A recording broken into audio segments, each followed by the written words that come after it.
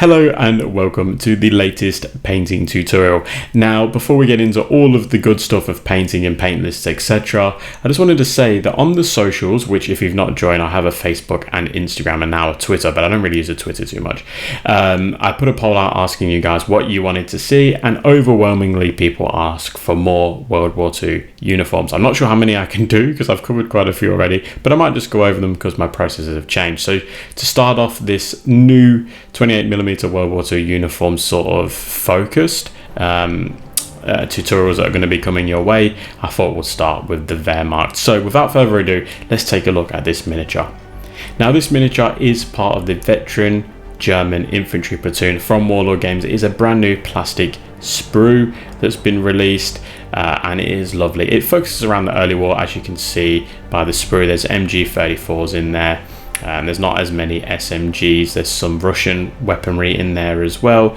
The headwear is a variety of people without helmets on, with helmets on, with the chicken wire, with a helmet cover, etc. So really lovely sprue, and as always, Warlord Games have absolutely nailed the plastic sprue. So it's well worth grabbing a set if you're in the market for these type of miniatures. Now, if you want to grab yourself a set of these, you can find them on the Warlord Games website. They are currently available for pre-order, but I'm sure they'll be released very soon. And if I could ask a huge favor, that would be to use my affiliate link when purchasing or pre-ordering anything on Warlord Games. Just a little bit of that goes back to the YouTube channel and helps videos like this to be made. So with all that said and done, let's get into painting this chap. So to start off with, like I always do, I'm going to give this particular miniature a surface prime of Tamiya surface primer light grey. I like a lighter primer, but you can go darker. It really is up to you what your preference is. And then I'm going to go with AK Field Grey base from AK Interactive. It's part of their German uniform or their Heer uniform set, but you don't need to get the set. You can just get the applicable colours that are shown. There's only two from that set that I actually use in this particular tutorial, but don't worry if you don't have access to AK Interactive paints. We are going to have a look at a Vallejo alternative. So the Vallejo alternative that I use is German Field Grey World War II, and as you can see, the colours are almost identical. I think the Vallejo one is just a touch brighter, but when they've both been highlighted, there really is very little to distinguish between the two of them. So I thought I'd paint the trousers in this color, just so all of those people that ask me can you do the Vallejo equivalent, then this way you can see which one's going to work best for you. But honestly, I don't think you're going to be able to see any difference. Now I'm going to go with black for the webbing. You can go obviously with a really dark brown if you wanted to, but I'm going to go with a black leather look to this, especially because it's an early war themed miniature. He's got his big jack boots on, and obviously this sprue is for the sort of blitzkrieg and sort of Barbarossa period of time. So I'm going to be going with that black. So I'm going to be painting the boots in that, the webbing. Don't forget the strap on the water bottle and that little green canister. Now for the actual straps for this SMG, I'm using khaki. And you can see that the straps are going to be painted really easily, to be completely honest. And again, you can paint these in a green if you wanted to, but you want to try and change up the colors slightly so they don't blend in with the actual uniform. I'm also going to paint the strap of the gas mask canister in this exact same color of khaki. I'm also going to paint the bread bag in khaki, so I'm trying to keep the colors, try and use up the same sort of color, so we're not painting a million different things, a million different colors. And same with the strap for the SMG, I'm painting in that color. Now this guy has what I believe is a map case, or I've glued it on there anyway, so I'm going to be painting that in German camo medium brown. It's some sort of rectangle pouch that he's got attached to his webbing. And also with those SMG pouches, I'm going to be painting the little straps, the little leather straps that's on there in that same color, that medium brown, as well as his chin strap for his helmet. With that done, we can go ahead and give the gas mask canister a good go with US dark green. Any sort of similar green will work absolutely fine. It's just, yeah, whatever you've got in your inventory of a million paints, just go with that. And again, you might have an equivalent of AK or MiG, whatever you're using, whatever your preference. And then I'm also painting this canister here in green as well.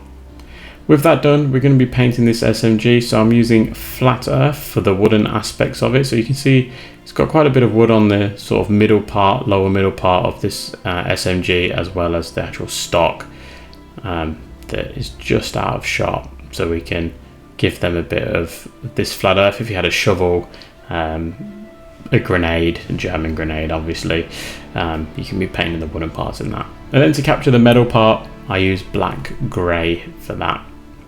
So opposed to that black, we don't want it to be black, but black grey works really well for a really worn metallic colour, in my opinion. It's also a very good colour for painting road wheels, but obviously this guy hasn't got any of those on him, but perhaps he might have had a motorbike. You could go with that sort of thing if you wanted to paint the motorbike wheel. That guy. I don't know why I'm talking about it. Let's move on. We're going to English uniform for the water bottle. This is my go-to for German water bottle. I think it's a really nice colour for the water bottle. The leather like casing around it, or I'm not sure what, if it was leather, but some sort of casing around it, insulation around it. So painting this in English uniform. And then the strap around his helmet, I'm going to go with burnt umber. There's a few conflicting images on Google. I wasn't really sure what the best colour for this would be, so I went with burnt umber. I wanted like a dark leather colour around that helmet. Really is up to you guys what you wanted to, or how you'd like to paint it. I just think this works pretty good. Then I'm going to give it a go of null oil and technical medium at a 1:1 ratio. So if you're unfamiliar with this wash that I've been using in pretty much all of my videos for the last year, or if not longer, it is the wash that is applicable to the Citadel washes. Sorry, not wash. It's the thinners that are applicable to the Citadel washes.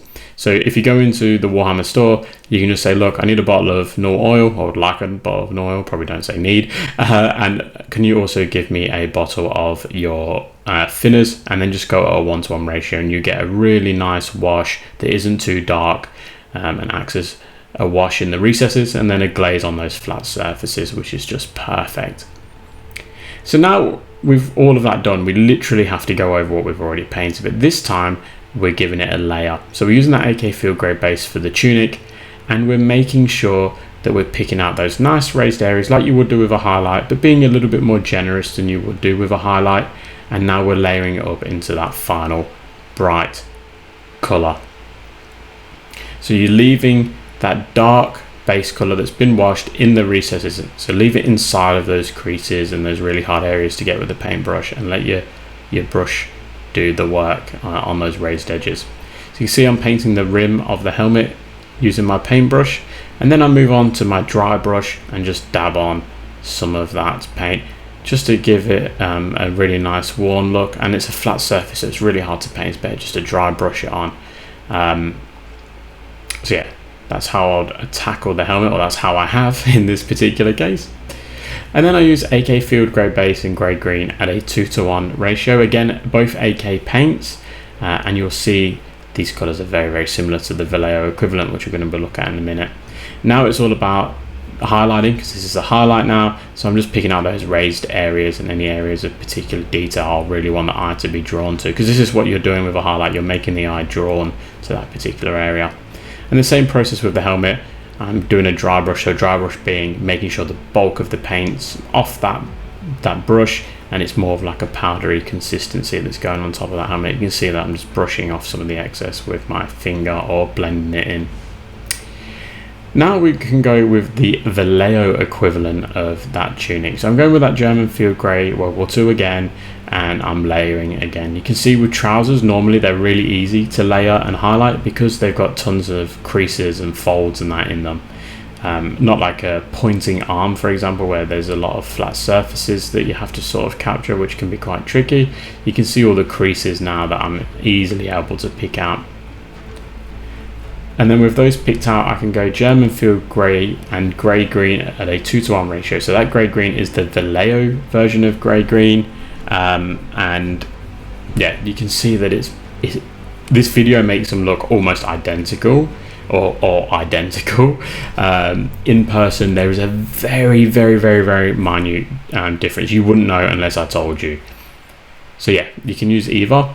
Now we're going back over it with khaki for that gas mask strap. Which do I prefer in terms of paints, AK and Vallejo? I'm a big fan of Vallejo for the accessibility, ease to get access to them, but I am a big fan of those AK 3 gen paints. I've never used any of that older paints. I have heard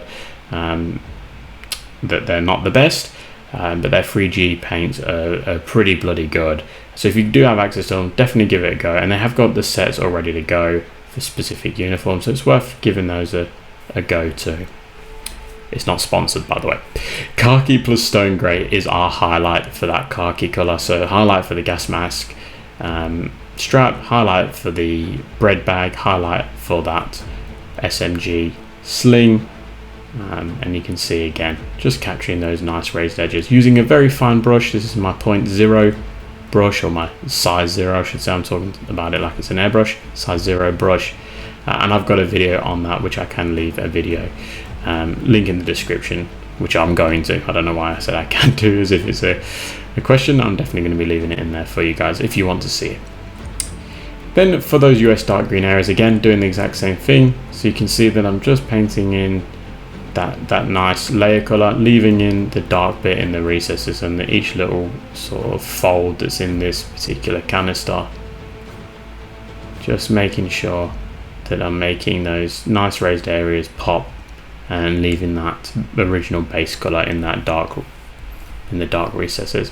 And then to highlight that, I use US dark green and German camo beige at a 2:1 ratio. Be very careful with this. Don't make it too light where it looks unrealistic and silly. You just want it light enough that it's gonna pop, but not look unrealistic and like I said, silly. Some highlights can really look silly and they just look out of place, look unrealistic. So slowly build up to that brighter color. Don't just go gun-ho to a super bright color and then just look at it and go, oh, it doesn't look right. So English uniform for that canteen, you're just painting like a egg sort of shape on that, and leaving again that original base color in the recesses, so where the actual lip of the canteen meets a sort of cup, as well as the strap that's coming down that canteen. And then to highlight that, I give it English uniform and khaki grey at a 1:1 ratio. You can just go straight to khaki grey, it's really up to you. I always like to throw in a sort of mixture. I like very subtle highlights. If you've watched some of my latest videos especially, I'm all about subtle highlights. I'm not a big fan of like super bright colors. Not that it doesn't work, and some people make it work absolutely amazingly, but I'm more of a subtle highlight fan. It's probably because that's all I can do. But yeah, if you get my gist. So for the wood, we're going back over it with flat earth. My wood recipe remains the same. I'm literally just painting in lines here. I'm not actually trying to paint an object. I'm just adding in these lines to act as wood grains, and then I follow that up with flat earth and orange brown at a 1:1 ratio, and repeating the exact same process as what I've mentioned just before. You can see now at that point, that tip of that brush is very, very important. Don't use an old beetle bowl brush, get a nice brush. And then orange brown at its own, just nice little lines that I'm adding in there. And then with that done, we can go ahead and hit those brown leather colors. So we can use German camo media brown again. You see I'm hitting that map case. Plenty of detail on that plastic map case that I'm picking out. Taking my time as well. This process is, you don't want to rush it, especially if you spend a lot of time on this model. Don't rush the process just to get the job done a little bit quicker. So those straps on that pouch I'm also doing, and then I'm hitting it with German camo, medium brown and orange brown at a 1:1 ratio again. You can see already that that map case is really popping. There's a strap that comes down between the two, and that original base color hidden, washed, and then that highlight really just makes that pop really, really nicely. It's a lovely plastic figure actually. I'm slowly coming across the plastics, although I do prefer my metals I'm still a medal lover, unfortunately, but this plastic model has been very fun to paint. So then burnt umber for that strap. You can see that I'm being very, very liberal here. I'm just putting it on, you know, quite a lot around there. Just literally make sure I don't go over the washed area on the edge where it meets the helmet.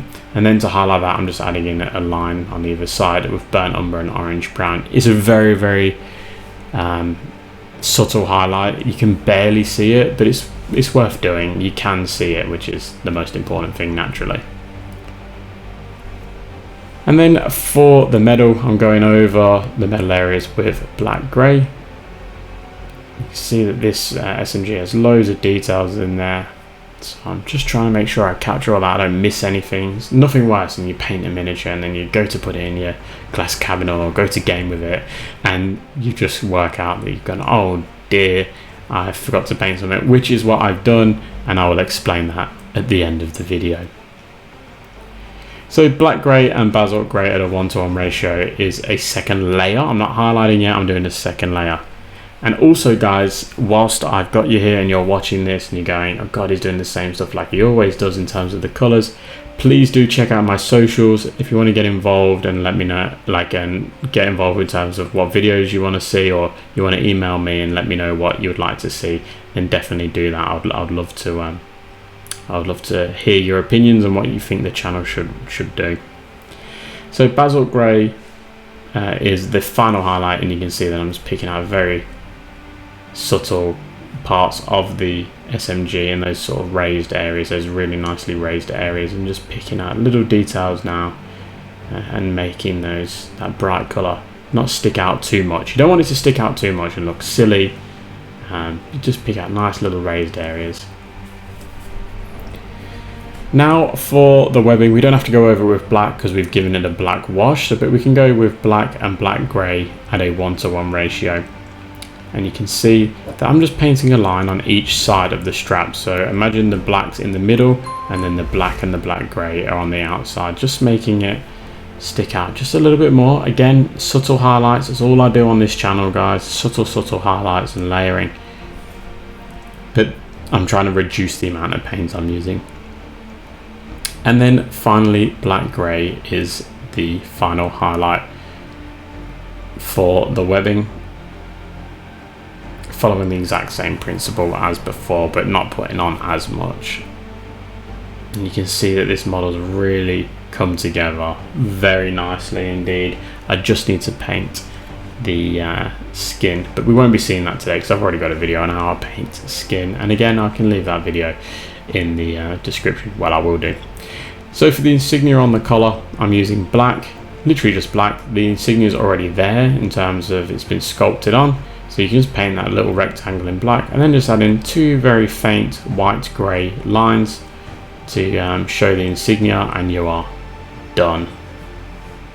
And then there he is in that form, and then there he is on the spinny little spin machine.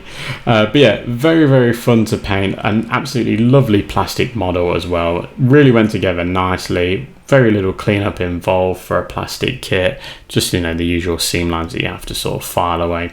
Now I did say that I missed something, and that was those shoulder insignia. I didn't paint them, I absolutely forgot about those.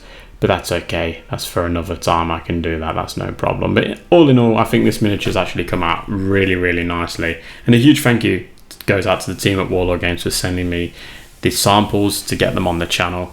I really do enjoy getting my hands on some of these new plastics that are coming out. Another thank you goes out to my Patreons and YouTube channel members. You guys are absolutely awesome. As well as a special mention to my Panzer Aces, Patrick, Oscar, James, Panzer Jim and Colin. You guys are bloody legends. Thank you so much for being those aces. Don't forget to let me know below what tutorials you'd like to see coming up, or for any suggestions that you might have for new content in the comments section. Other than that guys, I'm going to leave it here and I will catch you at the next one.